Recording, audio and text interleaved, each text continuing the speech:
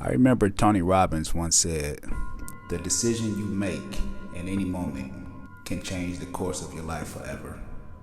This one decision I made at 19 years old literally changed the course of my life forever. Things were never the same.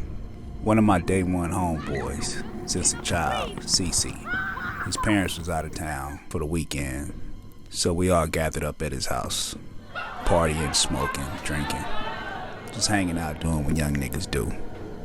We was gathered up in the alley cul-de-sac, about 5 of us, myself, CC, Sarge, Mike Thompson, another homeboy named Chris, and Chops.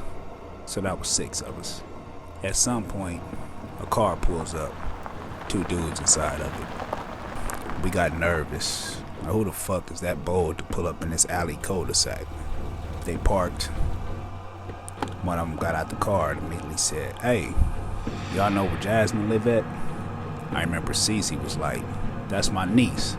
Who the fuck is you?" Evidently, his niece had invited 2 cats to come over and hang out.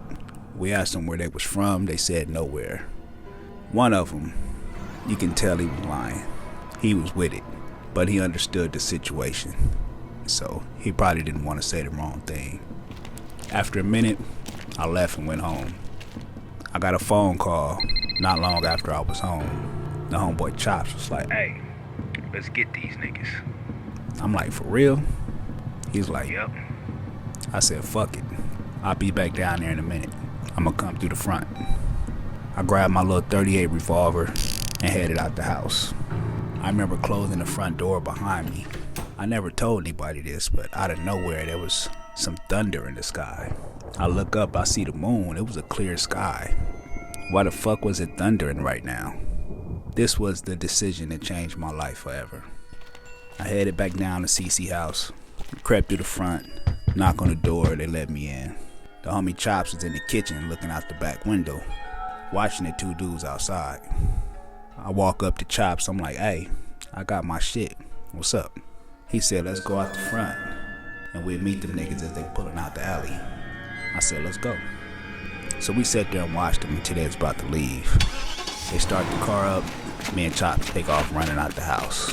We run all the way around the building just to meet them at the end of the alley when they pull out. So we sitting on the corner watching them.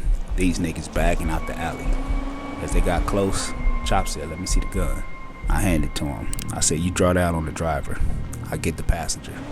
As they got close, Chops jumped out and drew down on the driver. "Get your motherfucking ass out the car, nigga."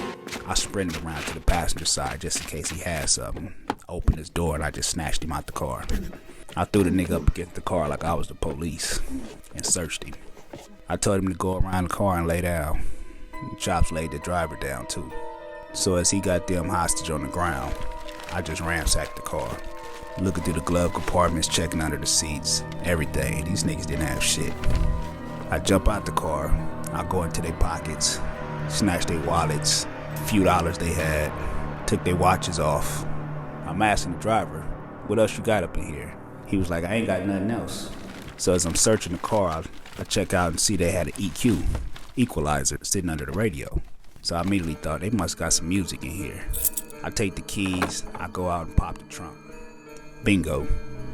Bass tube, some 6x9s, and some other shit I ain't never seen before.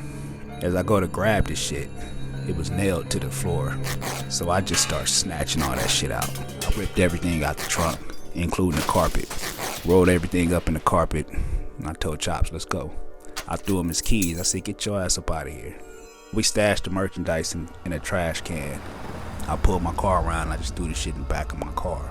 I go back in the house, tell everybody, "Hey, y'all stay in the house tonight just in case the niggas come back. Y'all don't want to fuck around and get shot."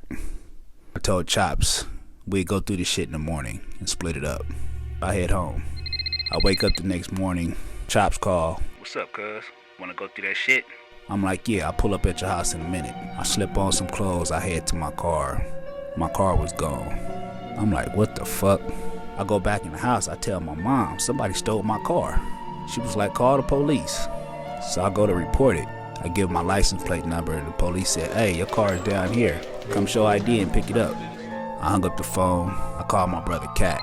I was like, hey man, I think I'm about to get caught up. I told him about the robbery and the police had my car, telling me to come down and pick it up. I knew that was a setup for an arrest. I called Chops, I told him what's up. I called Cece and tell him what's up. Cece was like, cuz, them niggas came back last night and shot my car up. I'm like, what? Evidently, these niggas came back, shot up Cece's car, then took their bitch ass to the police station and reported they got robbed. I go down to the police station, I play stupid, like I didn't know what they was talking about. They actually didn't arrest me that day. 4 days later, about 4 o'clock in the morning, the police raided my house with a warrant for my arrest.